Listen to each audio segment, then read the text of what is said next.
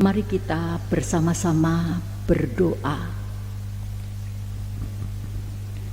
Terima kasih Tuhan, kami diberi kesempatan untuk duduk di sekitar firman Tuhan. Kami butuh Tuhan, butuh firman-Mu, dan biarlah kami menjadi anak-anak-Mu, mengerti firman Tuhan karena pertolongan Roh Kudus Tuhan, dan melakukannya di dalam hidup setiap hari. Urapi kami semua dengan kuasa Roh-Mu yang kudus, dan Tuhan mengasihi kami, berkenan memberi apa yang kami perlukan. Terima kasih Bapa, kami menyerahkan jam ini sepenuhnya hanya di dalam nama Yesus Kristus, Tuhan dan Juru Selamat kami yang hidup. Amin. Jemaat kekasih Kristus, mari kita bersama-sama membuka Alkitab, Injil Matius pasal ke-25, mulai ayat ke-31 sampai dengan 46.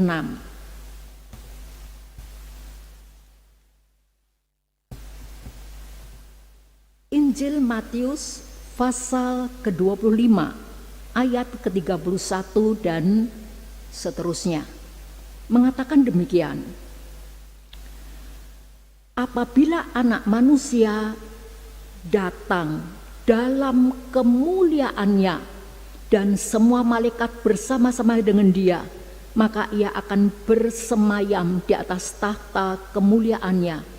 Lalu semua bangsa akan dikumpulkan di hadapannya, dan Ia akan memisahkan mereka seorang daripada seorang, sama seperti gembala memisahkan domba dari kambing.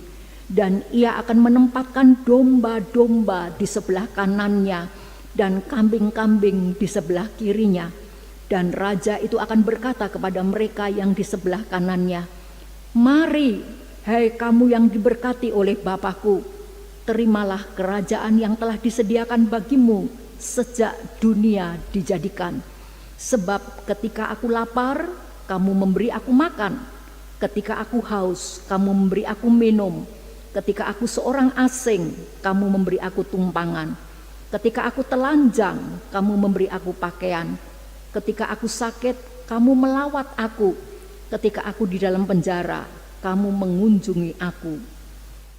Maka orang-orang benar itu akan menjawab Dia, katanya, "Tuhan, bila manakah kami melihat Engkau lapar dan kami memberi Engkau makan, atau haus dan kami memberi Engkau minum?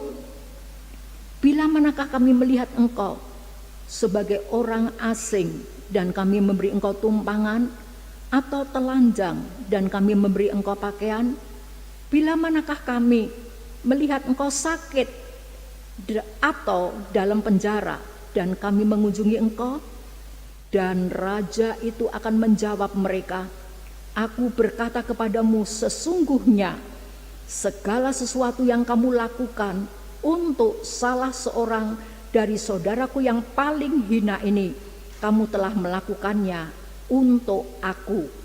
Dan Ia akan berkata juga kepada mereka yang di sebelah kirinya, "Enyalah dari hadapanku, hai kamu orang-orang terkutuk, enyalah ke dalam api yang kekal yang telah sedia untuk iblis dan malaikat-malaikatnya.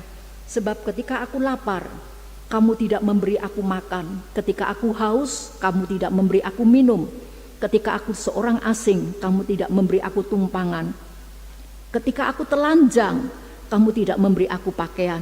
Ketika aku sakit dan dalam penjara, kamu tidak melawat aku." Lalu mereka pun akan menjawab Dia, katanya, "Tuhan, bila manakah kami melihat Engkau lapar atau haus atau sebagai orang asing atau telanjang atau sakit atau dalam penjara dan kami tidak melayani Engkau?" Maka Ia akan menjawab mereka, "Aku berkata kepadamu, sesungguhnya segala sesuatu yang tidak kamu lakukan untuk salah seorang dari yang paling hina ini, kamu tidak melakukannya juga untuk aku." Dan mereka ini akan masuk ke tempat siksaan yang kekal, tetapi orang benar ke dalam hidup yang kekal. Demikianlah Injil Tuhan Yesus Kristus. Berbahagialah mereka yang setia melakukan firman Tuhan dalam hidupnya setiap hari. Haleluya.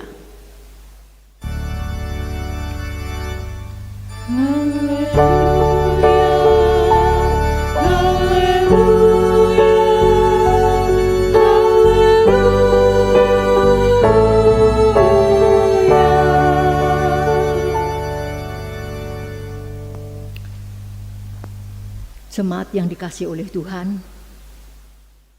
tema kita Raja yang Menggembalakan. Saudara mengenal lagu yang syairnya mengatakan, aku anak raja, engkau anak raja, kita sama-sama anak raja. Aku anak raja, engkau anak raja, kita sama-sama anak raja. Haleluya. Dan seterusnya. Saudara sekalian, konsep teologi tentang raja pada lagu yang pendek itu jauh berbeda dengan konsep raja pada perikop firman Tuhan yang kita baca pada kebaktian hari ini. Kalau dikatakan aku anak raja, kamu anak raja. Kalau Tuhan Yesus adalah raja, kita adalah putra-putrinya, kita pangeran. Dan dijamin tidak akan hidup di dalam kekurangan, tidak akan hidup di dalam kesulitan karena anak raja. Tetapi sekali lagi konsep teologinya sangat berbeda dengan perikop firman Tuhan yang akan kita renungkan pada hari ini. Saudara sekalian, Tuhan Yesus adalah Raja. Dikatakan di dalam Mazmur 95, dia adalah Raja yang besar, Raja yang akbar, mengatasi segala Allah. Kemudian di dalam surat Efesus 1 ayat ke-21 dikatakan, Yesus Kristus adalah Raja yang penuh dengan kemuliaan. Kemuliaannya lebih tinggi dari segala pemerintah dan penguasa di dunia ini. Dia adalah Raja yang berkuasa dan berdaulat atas umatnya. Yesus Kristus adalah Raja yang menggembalakan kita, umatnya, kawanan domba gembalaannya, dan kawanan domba tuntunannya. Saudara dan saya adalah domba gembalaan Tuhan, dan Tuhan adalah Gembala yang agung. Pertanyaannya, saudara sekalian, apa yang dikerjakan, yang dilakukan oleh Raja yang adalah Gembala yang agung itu? Yang pertama, dia mencari yang terhilang, dicari sampai ketemu. Yang tersesat akan dibawa pulang. Dia membalut yang terluka, yang sakit akan dikuatkan. Dia akan melindungi yang kuat, yang gemuk, yang benar akan mendapat perlindungan. Dan semua yang sudah dikatakan itu, saudara sekalian, Raja yang menggembalakan itu sangat mencintai domba-dombanya. Dan dia sangat-sangat peduli kepada domba gembalaan dan tuntunannya. Pertanyaan saya, saudara sekalian, apakah Bapak Ibu Saudara merasakan, mengalami penggembalaan dari raja yang baik itu? Apakah Bapak Ibu Saudara telah mengalami, merasakan penggembalaan dari raja yang adalah gembala yang agung itu? Terus terang, saya pribadi merasakan penggembalaannya di dalam hidup saya. Jikalau kita melihat kitab Yeskiel pasal ke-34 ayat 3 dan 4, Tuhan menegur para imam selaku gembala umat, tetapi imam-imam tidak menjalankan tugasnya dengan benar dan baik. Apa yang mereka lakukan? Sampai Tuhan menegur mereka yang adalah imam gembala umat itu. Imam-imam ini telah mengelabuhi, mengeksploitasi domba-dombanya. Imam-imam ini telah membiarkan umatnya terkatung-katung, yang hilang dibiarkan, yang terluka didiamkan. Mereka melakukan hal yang tidak berkenan di hadapan Allah dan menyebabkan umat gembalaannya itu memberontak. Mereka tertekan, saudara sekalian, dan mereka mencari perlindungan lain. Oleh sebab itu para imam ini ditegur oleh Tuhan karena mereka tidak menjalankan tugasnya dengan benar dan baik. Saudara sekalian, apa yang Raja kehendaki dari kita yang adalah domba gembalaannya, kawanan domba tuntunannya?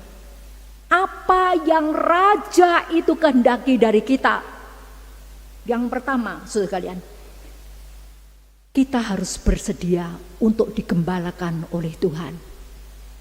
Mempunyai hati untuk menurut kepada gembala yang baik itu, raja yang bijaksana itu. Yang kedua, saudara kalian, kita dipanggil untuk hidup saling menggembalakan. Sebagaimana Dia menggembalakan kita, baik itu di tengah-tengah keluarga, di tengah-tengah gereja Tuhan, maupun di masyarakat di mana Tuhan menempatkan. Saudara sekalian, kalau Tuhan menempatkan kita di tengah-tengah keluarga, pertanyaan, sebagai orang yang sudah diselamatkan oleh gembala yang baik itu, apakah kita mencari anggota keluarga kita yang belum mengenal Kristus? Mereka adalah domba yang terhilang. Apakah kita mencari mereka? Atau kita bersikap masa bodoh, tidak peduli kepada mereka? Ketika mereka yang adalah dombanya Tuhan terluka, apakah kita membantu mereka? Ataukah kita seperti para imam yang membiarkan mereka, mendiamkan mereka?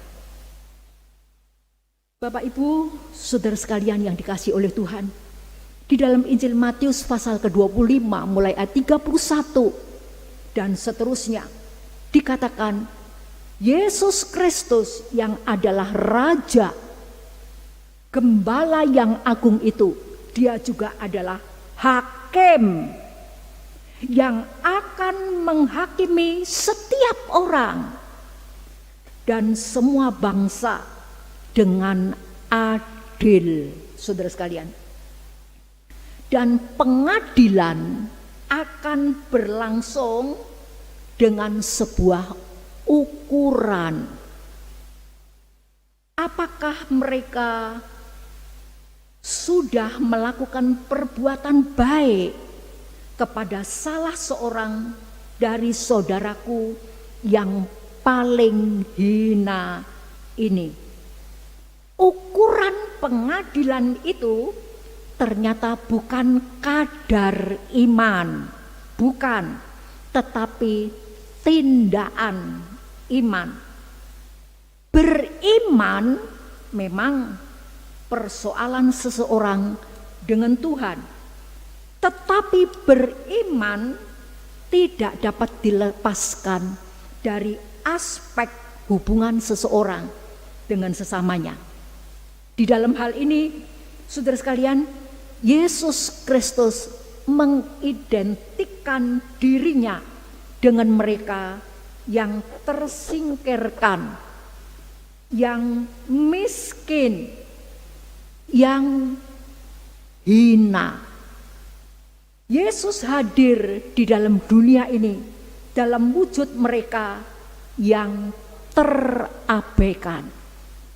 Beriman berarti mempercayai Yesus dan melakukan segala sesuatu untuknya, yaitu berbuat baik dan menolong mereka yang miskin dan terabaikan. Sudahkah kita berbuat itu? Saudara sekalian, pada suatu hari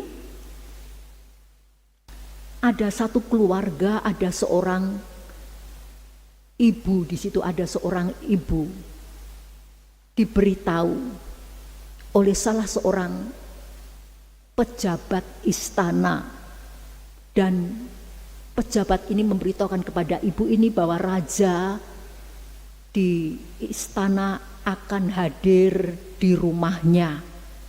Dia akan bertamu di rumahnya. Dan ibu ini begitu senang. Dia berbahagia sekali karena selama ini dia memang ada kerinduan untuk bertatap muka dengan raja itu. Ibu ini juga mengasihi raja itu. Maka apa yang dia perbuat?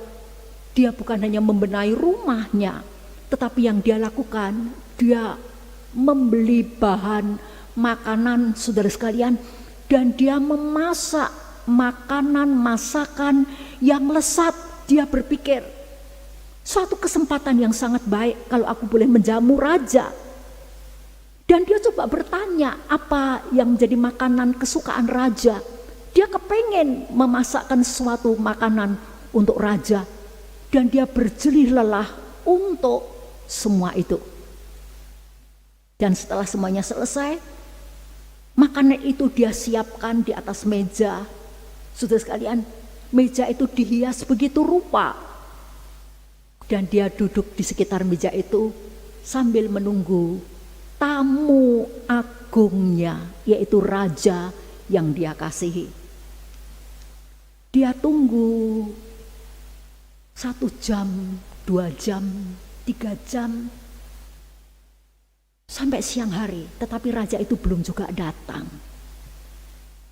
Sudah jam makan, tetapi raja itu juga belum hadir. Saudara sekalian, tetapi yang hadir seorang pengemis. Pakaiannya begitu sederhana. Dia mengetuk rumah itu dan dia berkata, "Ibu, berilah aku makan. Mulai dari pagi sampai sesiang ini aku belum makan. Berilah aku seteguk air supaya terisi perut, terisi air dan makanan pada perutku. Tolonglah aku, Ibu, tolonglah aku." Tetapi apa kata ibu ini? "Nanti saja. Aku sedang menunggu raja akan datang ke rumahku. Dan aku sudah menyediakan sesuatu. Nanti kalau raja sudah datang dan ada sisa makanan, akan aku berikan kepadamu. Minta maaf, aku tidak bisa memberikan sesuatu untukmu," kata ibu ini. Saudara kalian, dan pengemis itu meninggalkan tempat itu. Tidak berapa lama, saudara kalian, datang juga orang lain, mereka yang miskin, dan berkata, "Ibu, aku tahu engkau adalah seorang yang sederhana pula. Tetapi dapatkah engkau menolong aku, memberikan kepada aku sehelai baju? Karena terus terang aku membutuhkan sehelai baju untuk menghangatkan tubuhku. Tetapi ibu ini berkata, minta maaf, aku sedang menunggu tamu agungku dan aku tidak bisa melayani engkau. Lain kali saja ya datang ke sini lagi, tetapi untuk kali ini aku tidak bisa melayani kamu. Jam 3 sore raja itu belum juga datang. Jam 5 sore, jam 7 malam, raja itu juga belum menampakkan dirinya sekalian. Jam 9, jam 10, ibu itu sudah lelah, capek, dan akhirnya dia tertidur di atas, kepalanya ada di atas meja makan itu. Dan ketika dia tertidur, dia bermimpi, saudara sekalian. Bermimpi ketemu raja. Dan ibu ini berkata, aku sudah menyediakan segala sesuatu untukmu, baik itu makanan, minuman. Aku berusaha untuk mengerti apa yang menjadi makanan kesukaanmu, raja. Tetapi mengapa engkau tidak datang-datang? Sampai begitu larut malam. Dan raja itu berkata, aku sudah datang ke rumahmu. 2 kali aku datang ke rumahmu, tetapi engkau tidak memperkenankan aku masuk. Kapan? Bukankah tadi siang seorang pengemis datang di rumahmu? Dia minta makanan dan minuman, tetapi engkau menolak dia. Menjelang sore, ada seorang sederhana yang menginginkan sehelai baju darimu untuk menghangatkan tubuhnya, tetapi engkau pun juga tidak melayani dia. Dan ibu ini diingatkan, Injil Matius pasal ke-25 ini, saudara sekalian. Barang siapa berbuat sesuatu kepada mereka yang hina, yang miskin, yang tersingkirkan, yang terabaikan, dia berbuat untuk aku. Setelah itu ibu itu bangun, saudara sekalian, bangun dari tidurnya, dan dia mohon pengampunan daripada Tuhan. Aku telah mengabaikan tamu yang adalah raja yang telah menggembalakan aku. Bapak Ibu saudara sekalian yang dikasihi oleh Tuhan, beriman berarti mempercayai Yesus dan melakukan segala sesuatu untuk umatnya, yaitu berbuat baik, menolong mereka yang miskin dan terabaikan. Ingatlah satu kali kelak kita semua akan menghadap kursi pengadilan Allah, di mana Yesus Kristus bukan hanya sebagai raja tetapi sebagai hakim yang akan menghakimi semua orang, semua bangsa, akan memberikan pertanggungan jawab kepada dia. Dan dia akan memisahkan antara kambing dan domba.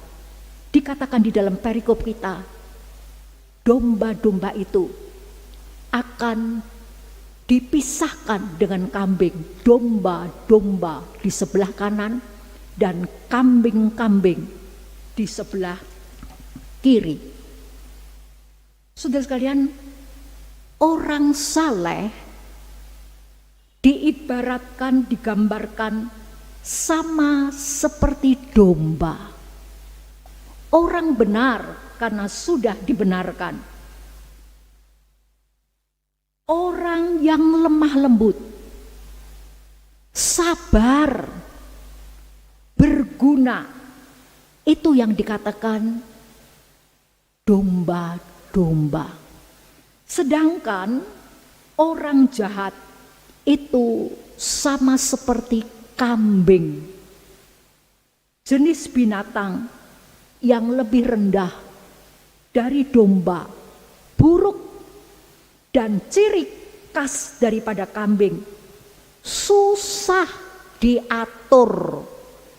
Itu kambing. Di dunia ini saudara sekalian, domba dan kambing makan rumput bersama-sama. Tetapi pada malam hari, domba dan kambing dikandangkan di sebuah tempat yang berbeda. Domba di sebelah kanan, artinya apa? Di dalam perikop kita ini, kalau dikatakan domba akan ditempatkan di sebelah kanan, kanan berarti mendapat kehormatan, memperoleh hidup yang kekal. Tetapi kambing, saudara sekalian, di sebelah kiri, dia akan mengalami hukuman dan siksaan yang kekal. Saudara sekalian, kalau gembala yang agung itu, yang adalah raja, begitu peduli kepada kita yang lemah. Manusia itu begitu lemah, tetapi dipedulikan oleh Tuhan yang adalah gembala yang agung itu. Dan dia pun mau kita yang sudah digembalakan olehnya, kita belajar untuk menggembalakan sesama kita, menolong mereka yang membutuhkan. Dikatakan saudara sekalian, yang terhilang, kita punya tanggung jawab untuk mencari. Yang tersesat, kita punya tanggung jawab untuk dibawa pulang kepada Tuhan.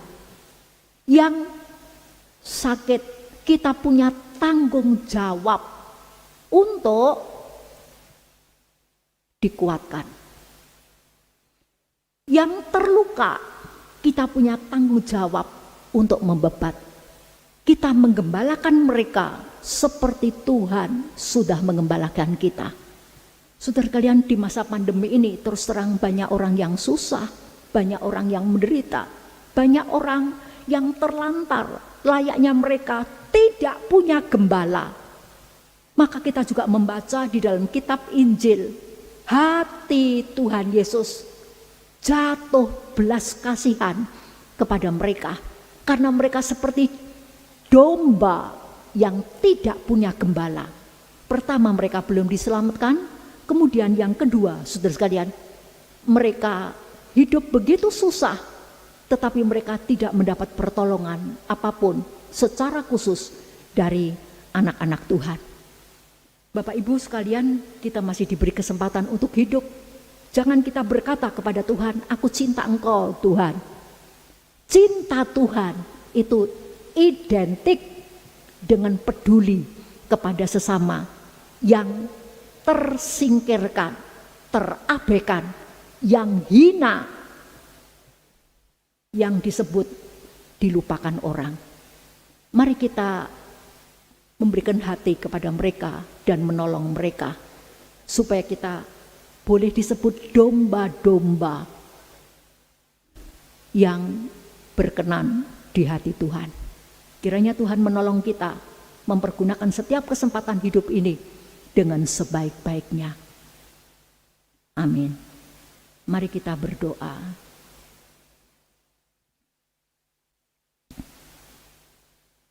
Tuhan, kami mengucap syukur kami boleh menjadi domba gembalaan Tuhan. Kawanan domba, tuntunan tangan-Mu. Posisi kami sudah aman, tetapi kadang kami abai, tidak peduli dengan mereka yang tidak punya gembala. Tuhan, tolong kepada kami supaya kami belajar juga untuk mempunyai hati yang mudah jatuh belas kasihan kepada mereka, menolong mereka berbuat sesuai dengan apa yang Tuhan sudah kerjakan di dalam hidup kami. Kami berdoa di dalam nama Tuhan Yesus. Amin.